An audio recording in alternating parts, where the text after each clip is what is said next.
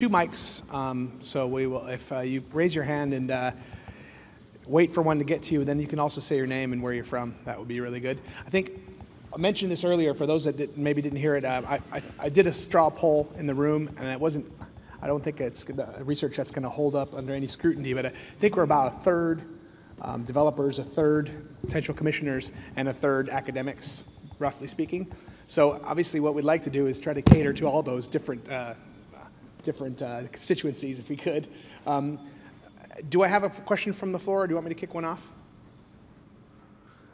How about we start with something along the lines of the new world? We didn't have much this morning, at least, talking about the new interfaces and new platforms such as the iPhone and eventually the iPad. How do we see these maybe incorporating in your business, or how maybe the users might actually be able to engage in serious games and that technology influencing your business? Can I start with Justin on the end? Yeah, absolutely. And one thing that we picked up on is that there's a lot of people who are trying to corral that real estate, and if you know, with the iPhone, you know it's pretty small. What we've done is that we've actually worked with an app for the BlackBerry and iPhone that allows you to become a participant.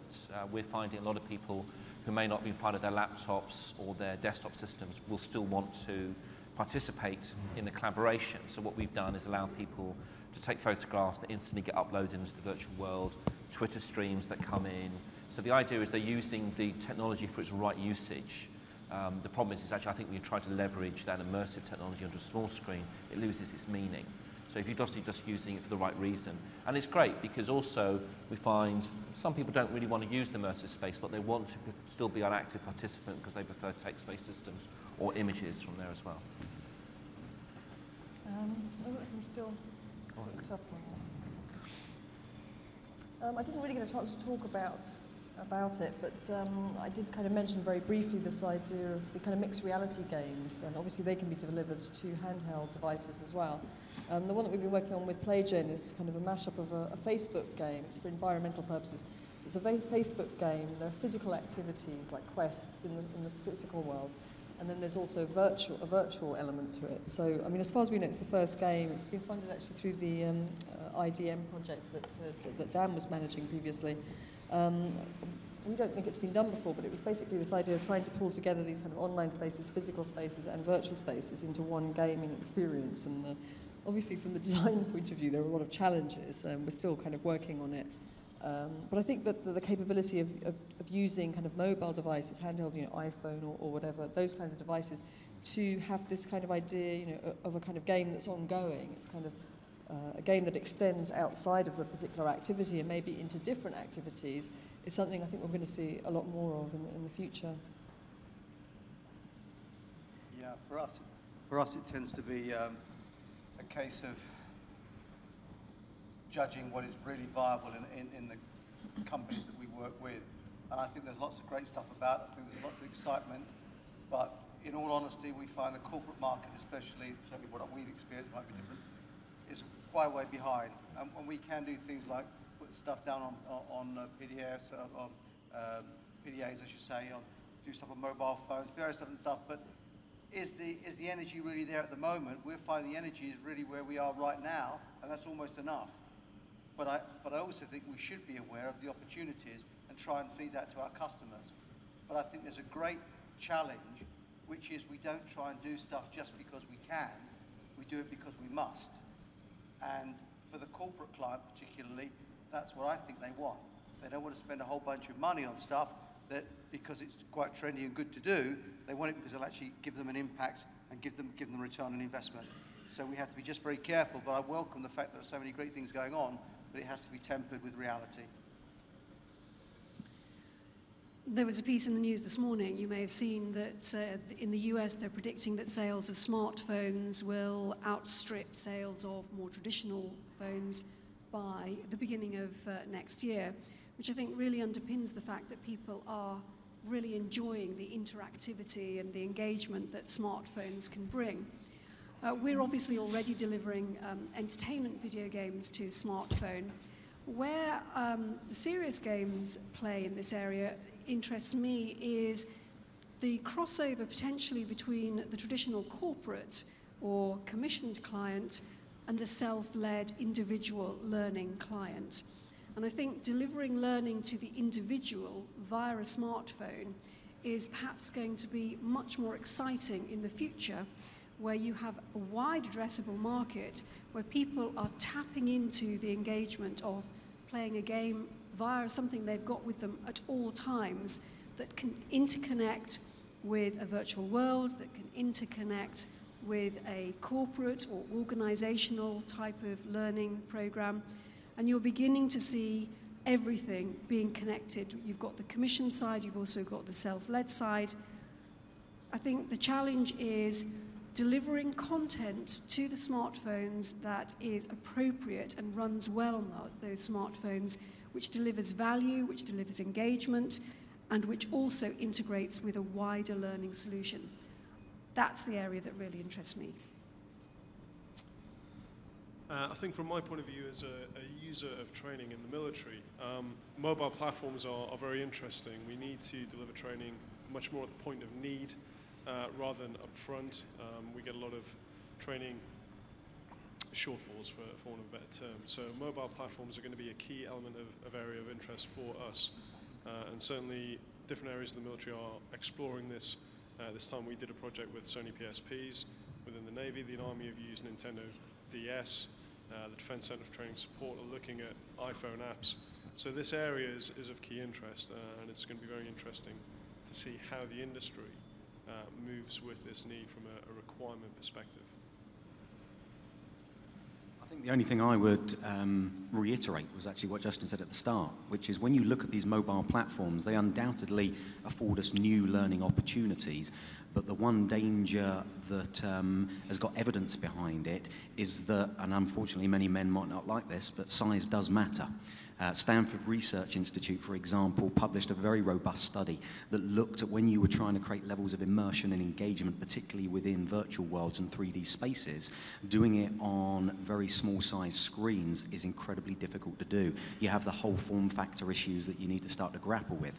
So whilst I think they do offer huge opportunities, the one thing that we must do as learning professionals is use them appropriately and not just try and take what we've done on a PC screen, an LCD screen, and just dump it straight onto a mobile device, because that's likely to create more problems than it is opportunities. There's a question here, gentlemen. Hold the microphone a little bit closer. Just hold the microphone a little bit closer to you. Hello, there we go. My name is Paul Pivets from FH in Graz, Austria.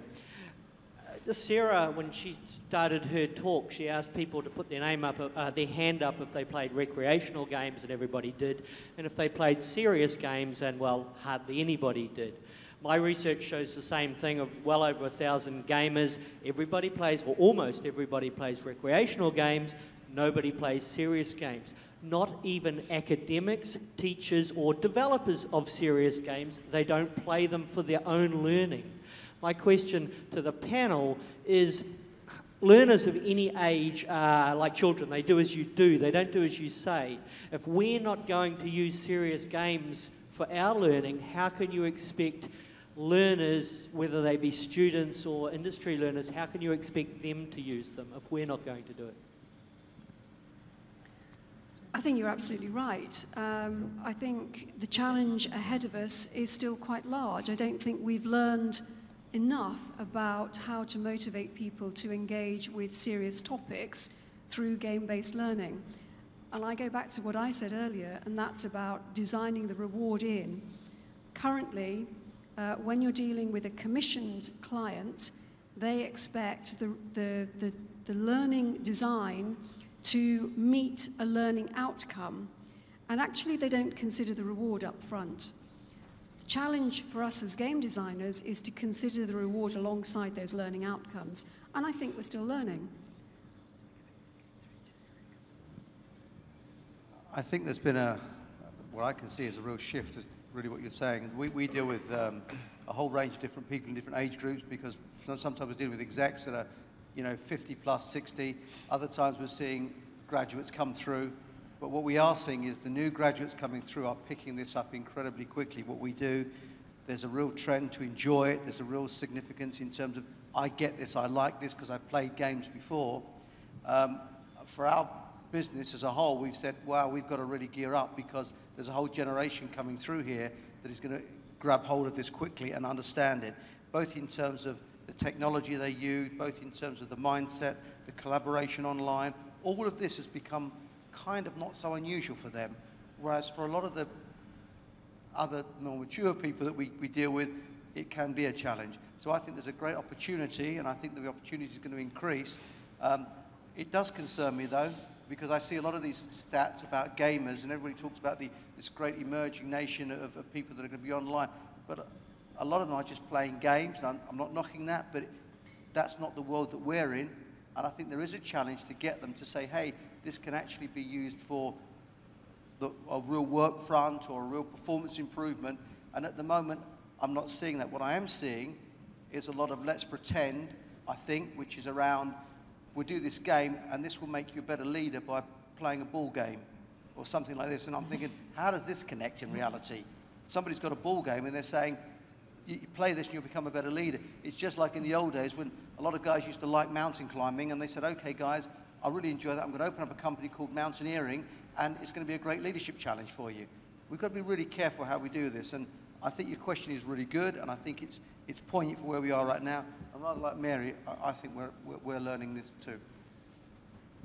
I think also, though, conversely, when there's been studies done where kids have played games, then they expect all the content to be game-based, which is a huge challenge because, as Mary was pointing out, I mean, you know, there aren't that many serious games around at the moment, and you know, there's a big challenge for us as kind of from the kind of instructional design point of view. How are we going to create this much game content? I mean, that's why the Educator project I was talking about is quite interesting, because looking at how we can reuse game content, I think, might be an important way forward, or looking at user-generated content approaches or virtual world learning.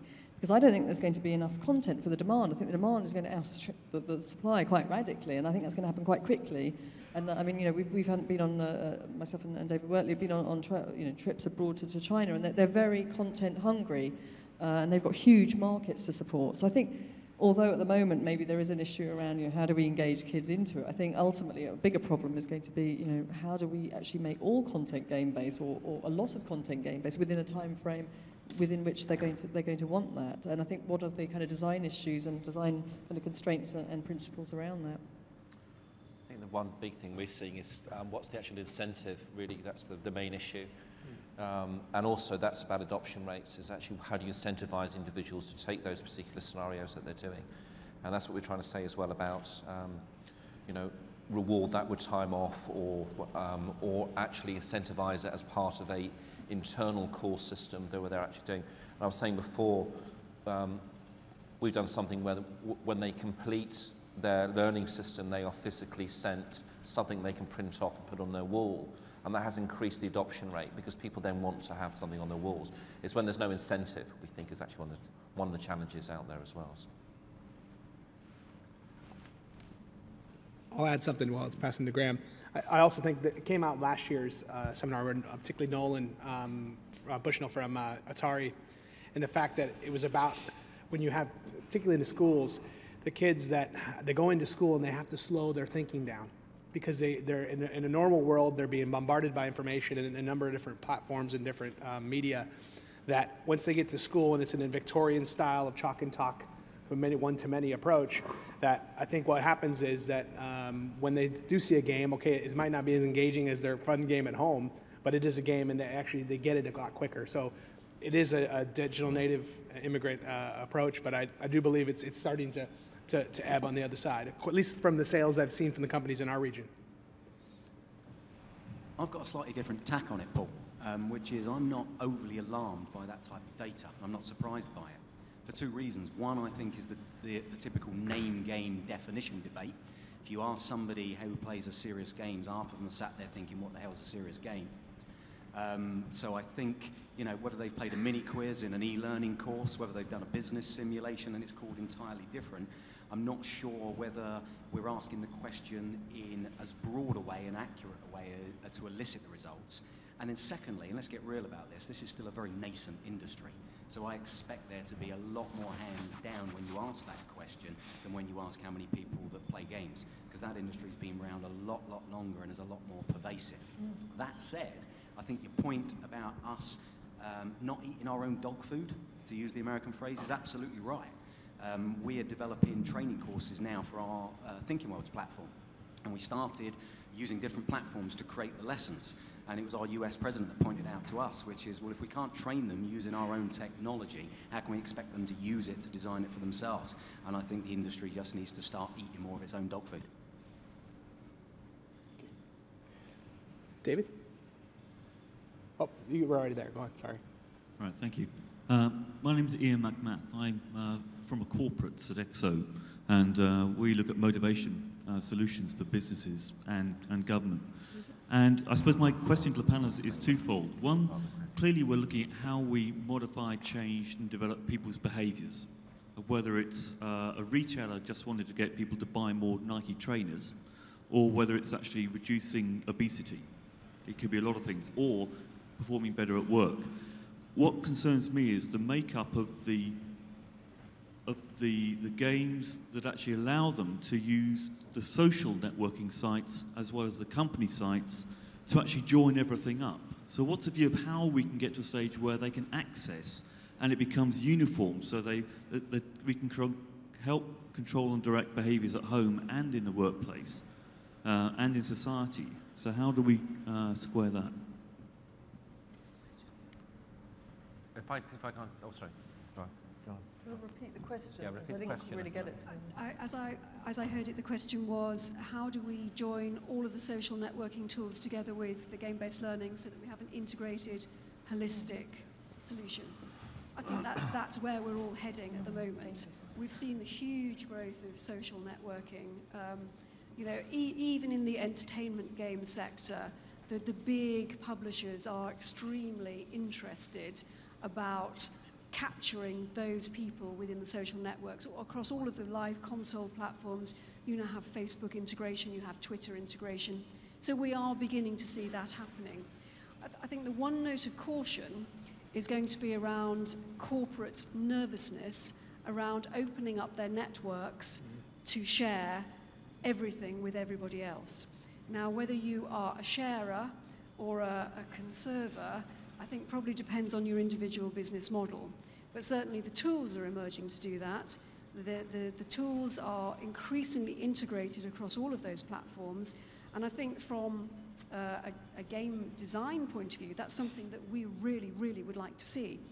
And I think also, just as a side point to that, there is, in my mind, an emerging difference between what a corporate or organisation will commission and where an individual will wish to proceed with their own learning and push themselves forward.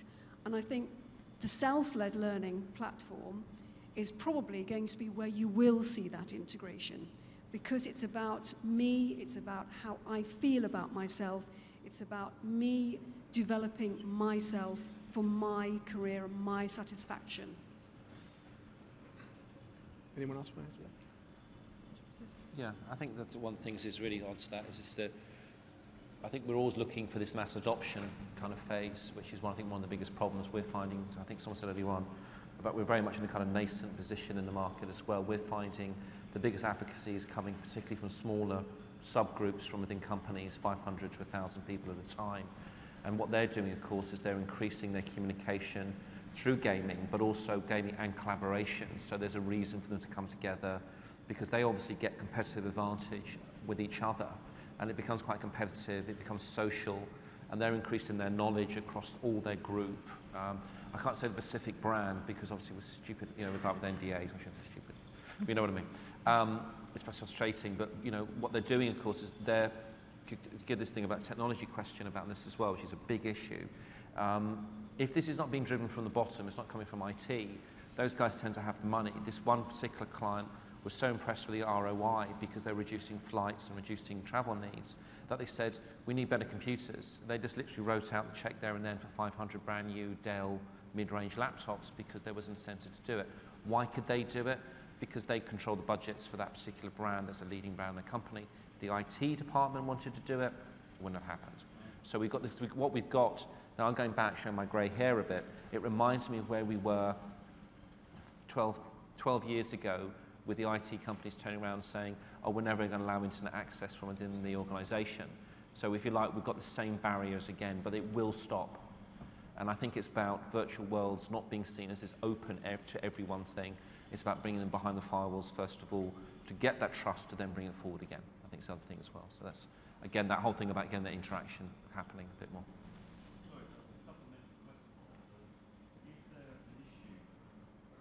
As a supplementary question to that, is there an issue with IP?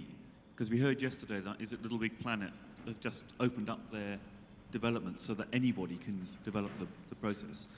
Yep. But surely one of the restrictions going forward is people will be very protective about the IP that they've created, that they won't want to network it and join it up and allow people access. Absolutely, and I think this is one of the things that was one of the problems that Second Life had in terms of its early adoption, was this thing about proprietary information that could be shared. So obviously with the, and particularly with the Olive platform, the Olive platform had thing as well, and the great work being done by Thinking One at the end here is that it can become behind a firewall and run independently, and that's been one of the big things that has been missing. I think this thing about the openness of the consumer product, these words like crowdsourcing, this kind of stuff, kind of scares corporates for all the obvious reasons, because it's about remaining competitive, as you said, and that's about holding on to their processes and systems. So yes, I think that's the change, and literally, we are really in an industry that's still very young, and I think it's just about convincing, going in. The big challenge is that we all still are all going in, and it's very fragmented. So it's component parts rather than complete solutions. And it seems the companies who are doing better on that are the ones that are coming in with almost a kind of SAP kind of attitude to it all, going into the market. And that's what's missing. And the problem as well is that we need to break away from this need, I think, from vignette type work, where it's like it's a thing about content, as you said quite rightly, a thing about content feeling. I think the problem is it's not about lack of content, it's the content can become outdated very quickly, and therefore the cost of reinventing it obviously is very costly. So I think that's the challenges, I think, really, for what you're saying as well, just to add on to that as well. Yeah, I'll take another question. You'll go next. Hi, Dave, after. good morning. Can I just say, Ian from School Improvement in the Local Authority. This morning I found, to the poll panel, the serious gaming fascinating, because predictably from a local authority I've been based on the other side, if you like, using games in education, bringing games into the classroom, fully paid up members, signed in, whatever you want to use for the last couple of years. I was just wondering on the panel's views then on developing more serious gaming for support, CPD, future development for teachers, preparing new teachers, these new ways, because one of the fundamental building blocks, I think, is getting learning by doing. And what I notice for all my schools, my head teachers, etc., is that the kids are coming in, using it, it's making a huge impact on education, no doubt about that in any way, shape or form, but the majority of the teachers are not those people in the first place. And if we change the CPD and we change the support and the means of development going forward, is that not a good way then of getting more of this? And I haven't seen any of that in your serious gaming. I think it's fantastic, but I just want to know, where does that go? So how do we get the teachers to buy into this and actually use these things? I mean, we've been talking about, kind of CPD for teachers for quite a long time, and things don't seem to be moving. I think there probably is a generational shift, though, because I think as the stats that we showed earlier kind of showed, there is this kind of a little bit of a kind of 40-45 kind of cut-off point. So, I mean, my feeling is within the next 5 years, most of the people that are making decisions will be people that have played games from when they were kids. So I think within the next 5 years, we're going to see quite a radical shift. I think it could be quite a major shift. It's very hard to predict, obviously, that. But I think the fact that, if you're somebody who's always played games your whole life, you've got a completely different attitude to using games in different contexts. So I think that is, I think we're going to see, the potential is, within the next 5 years, we could see something quite radical. But I think it does go back to that other earlier question where, how we design that content and, what are the kind of main drivers for the content and how we deliver that within a school context. So there's a lot of kind of question marks about, I think, the centre around the kind of serious game design and how we design that. I mean, one of the things about the serious games is that they're really good at hitting very targeted audiences. But trying to make serious games very generic is, I think, quite a challenge. And yet, you know, if you want to make, you know, meet a wider market, and of course the educational market is very fragmented anyway, so you know, there's kind of quite a lot of different challenges there. But I think you're absolutely right. I think, you know, how we relate to the training of teachers is going to be a major issue. But I think how teaching is conceptualized could be quite radically shifting, because, you know, in the past it was about, you know, delivering content. I think in the future it'll be about choreographing experiences, and that is a different mindset. So I think it would help if people actually had some sort of gameplay kind of experience and background.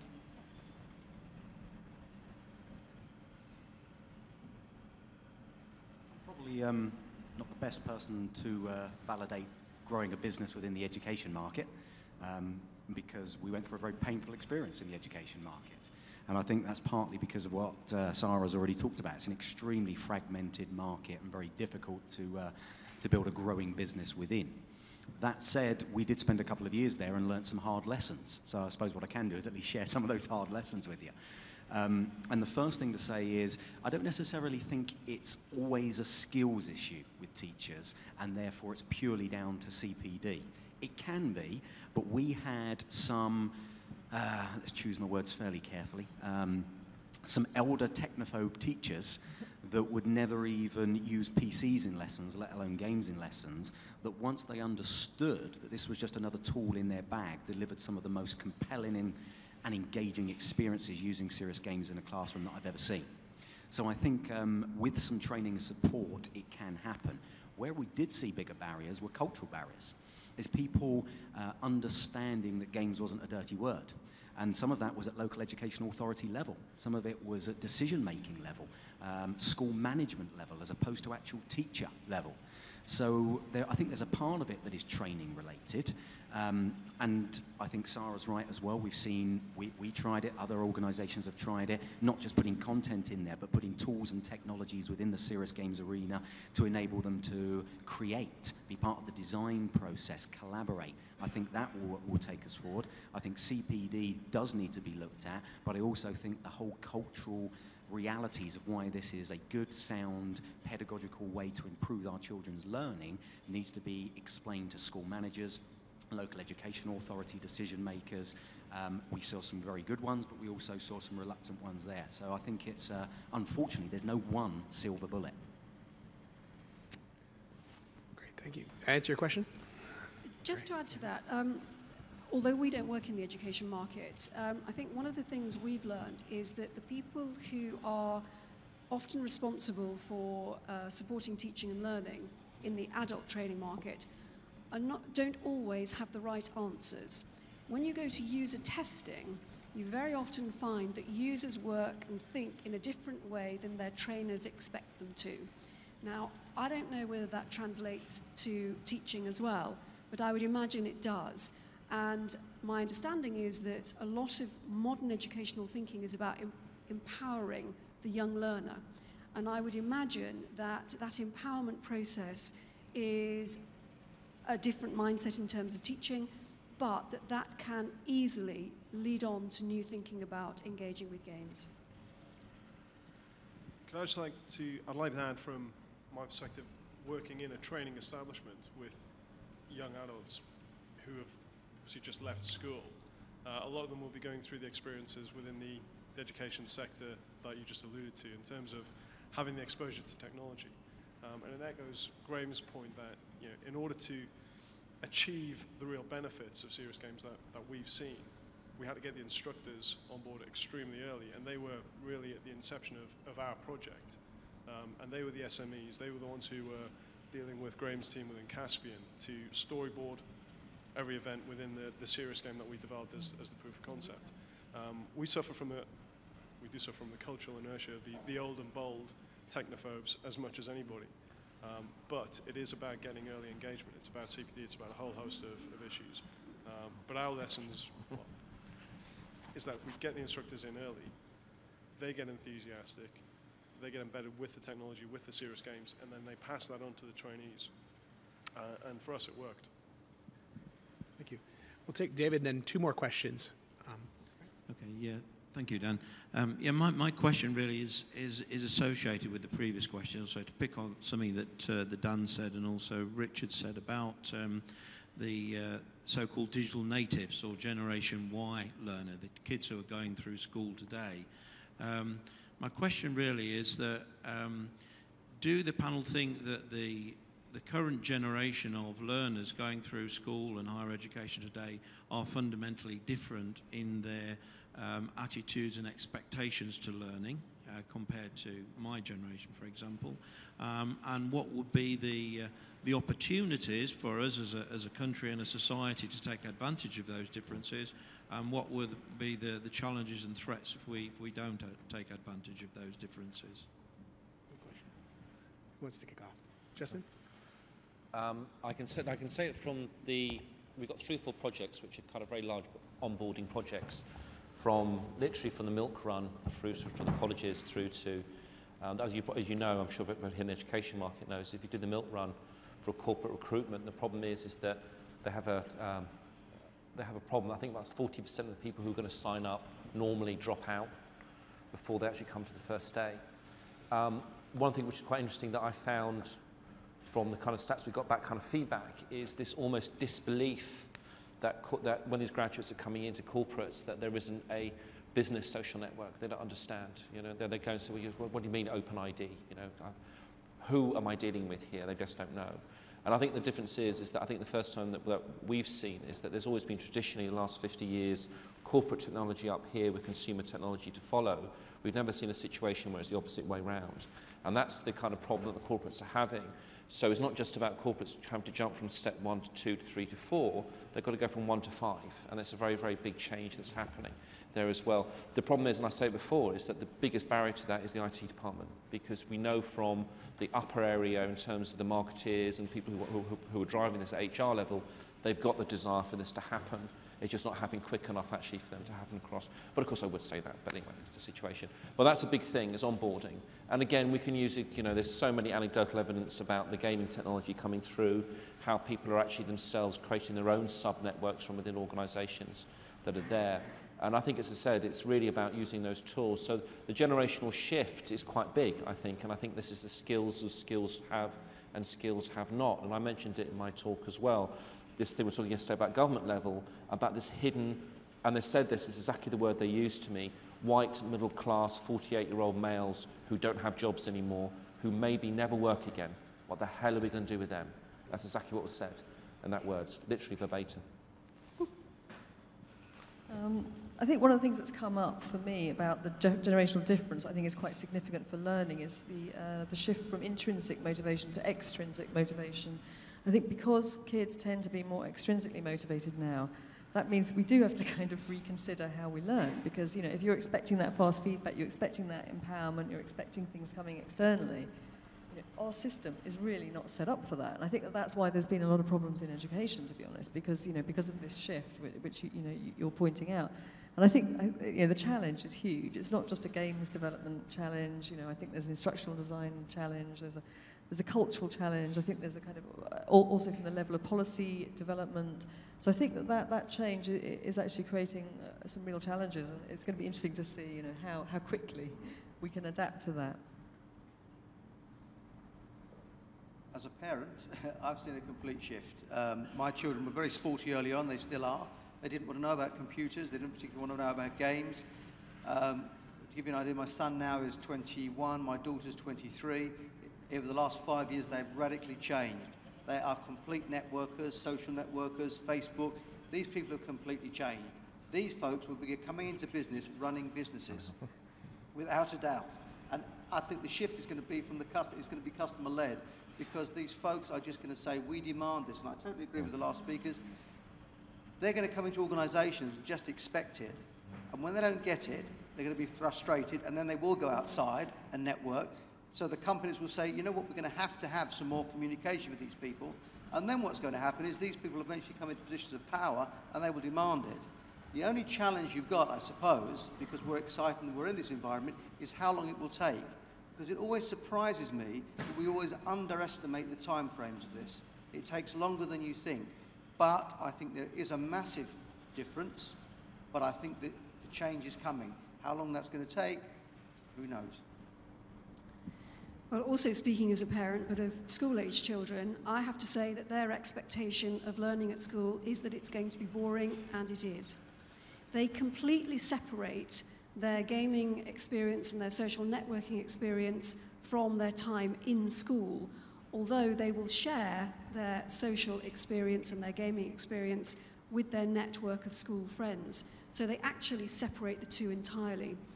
When they come into adulthood, they may well continue on that social and gaming experience and expect that to be replicated in the workplace. I don't know, I'm not there yet.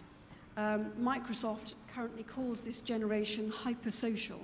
They are connected everywhere, and they expect to be connected everywhere except at school. Microsoft's not that connected. I agree with absolutely everything that's been said. However, I would just offer a small health warning in that certainly within the military industry, people that we are recruiting from, there's a danger that we assume that they are all connected, that they are all computer literate, that they are all regular gamers, regular social networkers. That isn't the case.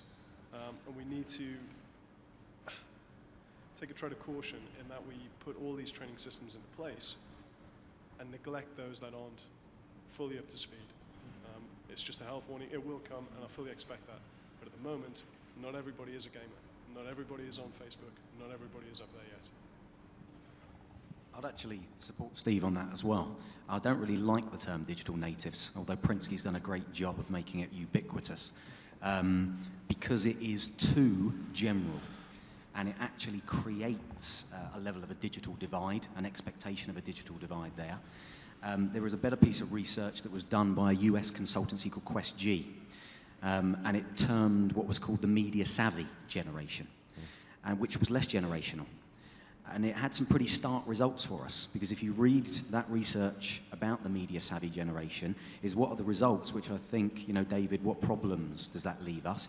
It clearly showed that the ones that are gamers, the ones that are digitally connected, social network connected as well, are the ones that are most likely to leave an organization the quickest if they are underwhelmed by the learning experiences there. And that is people of all ages. So I don't think we should be quite as generalist as saying they're different. But if you look at someone and they're a media savvy person, then absolutely you've got to make sure that you tailor to their expectations. I have 2 children. A 7-year-old I cannot beat at FIFA 10 for my life. A 4-year-old I cannot beat at Wii Tennis for my life. These children that do play games, there is research coming out now that shows their neural networks actually have greater capacity than some of us older ones. But it also shows some other dangers, which is sometimes they struggle to focus. So I think we need to take both the upsides and downsides of those that are gamers, not just this general sweeping, everyone that's going to arrive will be a digital native. Look at those and deal with them as individuals. Just here in the front. Hello, Karen Thompson from Bournemouth University, actually wearing all 3 hats really today.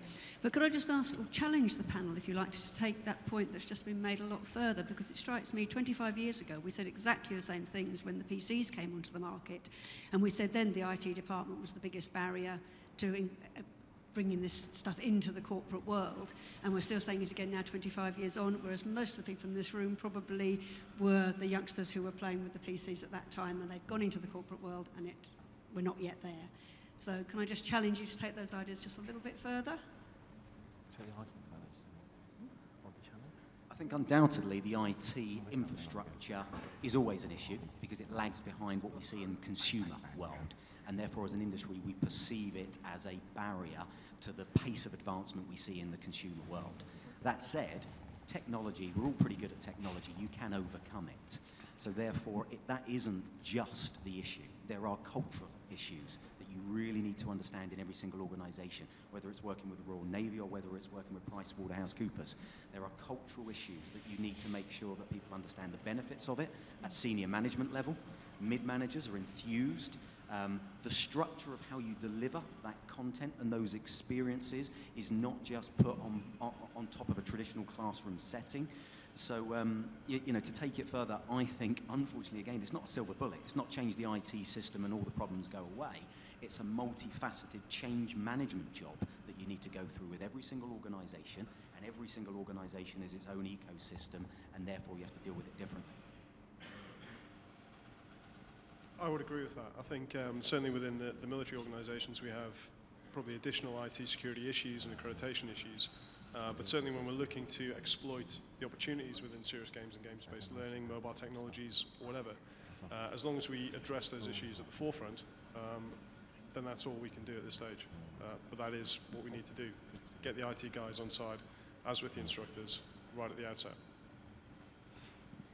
I guess one of the challenges in this space is that things change so rapidly. The pace of technology and interactive technologies changes so quickly, much more quickly than perhaps traditionally many people are prepared to invest in updating and upgrading.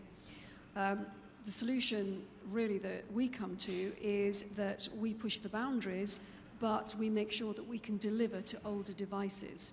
So the pace of investment does not have to be as rapid, but to dangle a carrot, if you like, to say, you know, this is something that you could achieve if you were to invest a little bit more. And I think the example earlier about the investment in the laptops is a very good example of how if there is a business benefit to further investment, then that investment will be made. But it's about that return on investment. It's a great question. How we got around it was we said, okay, we're not going to put anything on anybody's server. It's all going to be online. It's an ASP solution. If you want to access this, you come on the web. And they say, but, you know, we're a big company and we'd like to have all this on our server. We say, no, you can't. Because we will fight with the IT departments for 6, 8, 10, 12 months minimum. And then they will put us on an agenda. So we say, we will not deal with that. You use our technology, our way, and get the benefits. Now, sometimes a client finds that quite difficult because they talk about security and we say, well, the banks are doing it with encryption and everything else. So there's a bit of education about this. But I absolutely understand what you're saying. I think IT, as far as we're concerned, can be a great inhibitor. You've just got to find ways to get around it to move this thing on. That's the only thing that we've done, and it works for us. I think I just asked a question. Is there anyone here from IBM today? Okay, I can.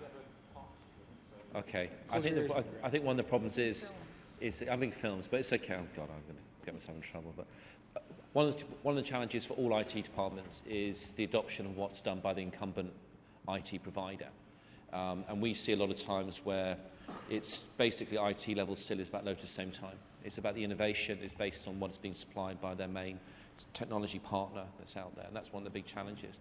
And whereas we're very fragmented in terms we're all little niches creating little products, that doesn't make the corporates feel very happy. Although we know the market's gone that way, the big corporates themselves are trying to adapt to that. That's actually out there.